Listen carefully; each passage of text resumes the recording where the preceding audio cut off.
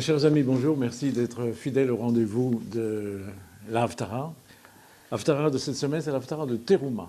Teruma, en hébreu, ça veut dire prélèvement. Alors, quel rapport y a-t-il entre le contenu de la Torah, la paracha Shavua, et l'Haftara?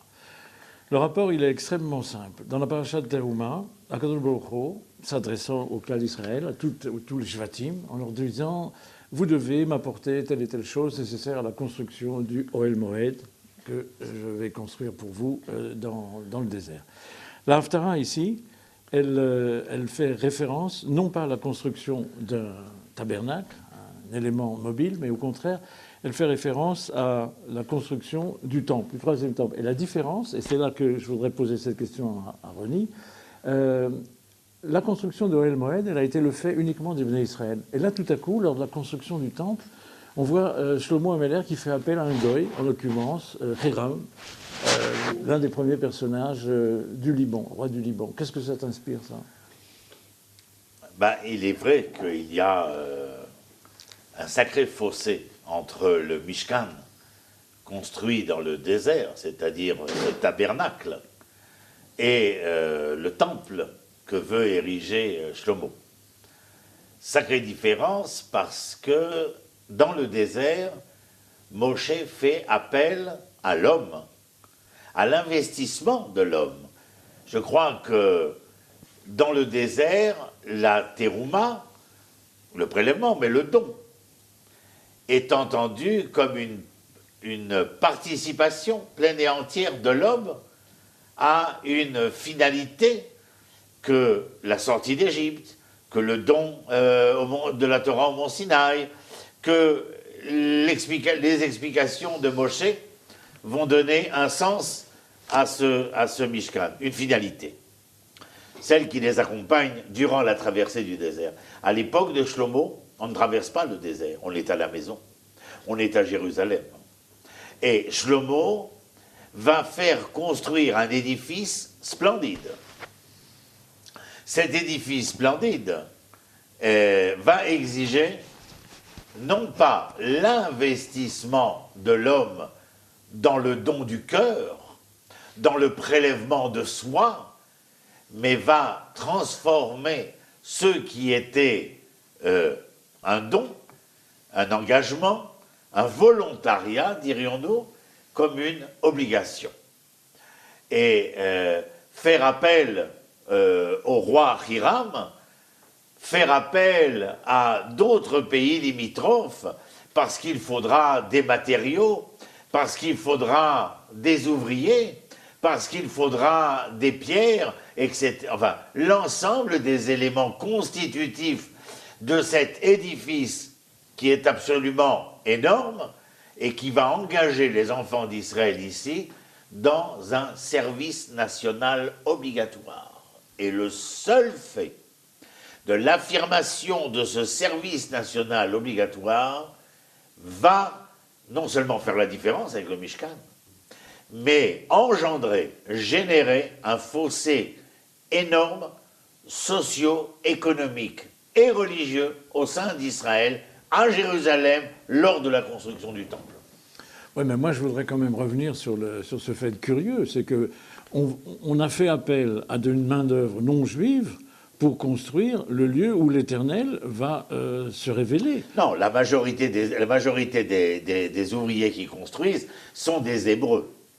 Déjà précisons, des Hébreux, parce que les Juifs n'existent pas encore. Mais ce sont des Hébreux. Il y a un appel d'offres de la part de Shlomo concernant certains ouvriers spécialisés dans la construction. N'oublie pas que nous parlons de quel pays? La Phénicie. Et la Phénicie est un pays avancé, un pays développé commercialement, et puis aussi au niveau des constructions. Donc il y a des ouvriers spécialisés. Mais la main-d'œuvre, et c'est d'ailleurs la raison pour laquelle je t'ai rappelé que cela va causer une véritable tempête sociale à l'intérieur d'Israël, cet enrôlement obligatoire concernant la construction du temple, il y a chez Shlomo il n'oublie pas que nous sommes dans un royaume en paix à ce moment-là, et il y a des relations diplomatiques, et il y a surtout le fait que pour donner le meilleur à Jérusalem, il faudrait que, écoute, et entends bien cela, comme Jérusalem n'appartient pas à l'une des tribus, mais est tout ou partie de chaque tribu, il faut penser à travers cela que si Jérusalem est tout ou partie des tribus d'Israël, il est non des moindres tout ou partie de l'humanité créée par l'Éternel.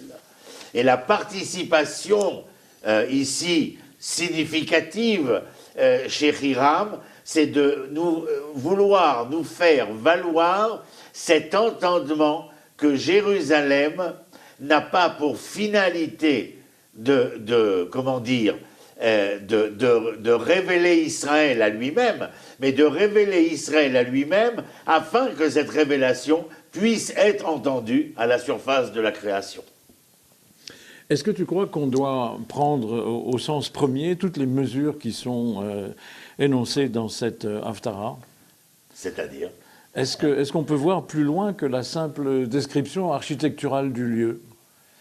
Non, je pense que les choses décrites ici dans le livre des rois, le premier livre des rois, est très important. Pourquoi? Et pour nous faire entendre que toi et moi, nous pouvons avoir un idéal aussi idéal qu'il puisse être. Mais il ne faut pas, au nom de cet idéal si idéalisé, omettre de penser aux actions, aux nécessités, aux besoins matériels si singuliers, si particuliers, dont nous avons besoin. Je rêve d'un état idéal, mais je viendrai te dire, si tu ne retrousses pas tes manches, l'état idéal ne sera jamais là. Pourquoi parler des manches? Pourquoi parler de retrousser les manches sur le bras? L'ensemble des éléments qui sont amenés ici, eh bien, sont tout ou partie, eux aussi, de l'avènement de ce qui doit arriver, en tout cas, par ce que veut réaliser Shlomo. Mais comme je te le dis, et je le répète pour la troisième fois, les choses ne vont pas du tout se passer comme Shlomo l'aurait voulu. Bon, on sait qu'en Israël, il y a actuellement un certain nombre de start-up qui réalisent des prouesses technologiques à partir des éléments naturels, les éléments de la création. Et regarde là ce que nous dit le livre des rois au Passouk 7, chapitre 7, Passouk 7. On employa à la construction du temple que des pierres intactes de la carrière. Ni marteau, ni hache, ni autre instrument de fer ne fut entendu dans le temple durant sa construction. Donc là, il faudrait interroger les ingénieurs. Comment est-ce possible? Comment, avec la technologie de l'époque, comment ils ont pu faire ça? Alors, il paraît qu'il y avait un petit verre qu'on appelait le chamir, qui avait la propriété de fendre les pierres. Est-ce que c'est sa place? Est-ce qu'il a... Ce qui est important ici, à mon avis, Michael, c'est le fait de ne pas vouloir utiliser une matière servant à la belligérance, à la guerre, aux choses les plus tragiques de l'histoire humaine, pour construire ce qui doit être à même de représenter l'idéal humain. Une manière de venir et de nous dire, attention, la fin ne justifie pas tous les moyens. Oui. Et alors, la Haftara se termine en disant, l'Éternel dit à Shlomo, cette maison que tu édifies, j'y résiderai. Si tu te conformes à mes lois, si tu obéis à mes statuts, si tu as soin d'observer et de suivre tous mes commandements, alors j'accomplirai en ta faveur la promesse que j'ai faite à David, ton père. Donc, Akadosh Baruch Hu nous dit, cette maison qui subsiste encore aujourd'hui à travers le Kotel, à travers... Les lieux où nous rendons, cette maison, c'est aussi l'élément d'un contrat passé avec Akadosh Baruch Hu. Évidemment. Est-ce que tu serais à même de pouvoir penser que la maison serait une finalité? Pas du tout. La maison est un moyen. La maison est un moyen témoignant. D'ailleurs, lorsque le reproche qui sera fait à Shlomo par rapport à Moshe, c'est que Moshe, concernant l'élaboration de ce tabernacle, jamais Moshe ne sera rappelé. Regarde toi-même quand il est écrit à propos du temple, Vaïven, Vaïaz, Vaïtsa, Vaïtsa, Vameler, Vaïssou. Et Dieu de lui dire à tel point qu'il s'est mis en avant sur le fait qu'il construisait, qu'il élaborait, qu'il édifiait. Abaïtazé Asherata Bonnet. Au verset 12. Abaït Asherata Bonnet. La maison que tu construis. Jamais Moshe ne s'est, mis en lieu et place de celui qui, grâce à qui la chose allait se faire.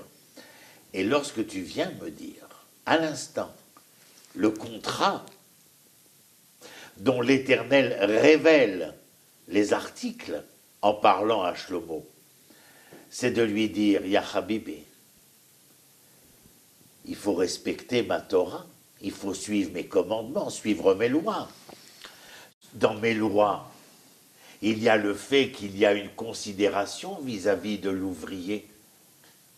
Quand on est un employeur, il y a une considération vis-à-vis de l'employé quand on est le patron. Il faut savoir que les impôts que tu as prélevés ne pèsent-ils pas? Et puis cet homme, dont nous n'avons pas parlé, mais je le rappelle ici en instant, Yerovam ben Nabat, ton ministre de la construction, ne t'es-tu pas intéressé de savoir pourquoi lui qui t'adulait s'est rebellé contre toi? Parce qu'il te voyait construire. Tu construis au nom de la nation d'Israël. Tu te rappelles ce qu'on écrira dans le Midrash quand il a fini de tout construire? Il a voulu rentrer le Aaron à Brit. Et le Midrash nous dit, le Aaron à Brit n'est pas rentré. Et quand il a vu qu'on essayait de tous les côtés de le faire rentrer, alors il a imploré l'Éternel. Mais qu'a-t-il dit? Éternel, Dieu d'Abraham, d'Israël et de Jacob, au nom de mon père David. Alors là, le Aaron, il était presque sur roulette, il est rentré tout seul. Tu entends de quoi il est question? De lui dire, attention, c'est moi l'omniprésent, c'est moi l'omnipotent, l'omniscient. Tu es l'homme, tu es un vecteur important, je t'ai voulu, mais je t'ai voulu afin que tu puisses accomplir mon projet, ma volonté dans ce projet. Mon but n'est pas de faire de l'homme le temple de son histoire. Mais ce temple, cette maison que tu veux me construire, eh bien, il faudra qu'elle serve justement à être le moyen, le témoin de l'alliance qui nous unit. Et cette alliance, elle fait part essentiellement de la relation morale, éthique, sociale, économique qui doit exister au sein de ton peuple, parce que si tu veux être le témoin à la face de l'humanité, il faut que la justice, le droit soient omniprésents chez toi pour que ceux qui te regardent puissent dire « Voici le peuple de l'Éternel, dans sa terre ils sont rentrés, ils ont édifié son temple, et cela est édifiant pour nous. » Donc, ce qui est intéressant à travers les dernières paroles de Roni, c'est que l'Haftarah fait référence à tout un domaine de halachot qui, malheureusement, de nos jours, est peu développé. C'est les halachot Ben Adam les Ravero, les halachot qui concernent nos relations avec notre prochain. Je constate dans ma vie quotidienne, dans ma vie spirituelle, que nombre de drachot font état des relations entre l'homme et Akadosh Baruch Hu. Mais nous aimerions que nos rabbanim défendent davantage et creusent davantage tout ce chapitre qui construit une société unie et qui concerne les relations entre l'homme et son prochain. Merci. Shalom, shalom. Shalom.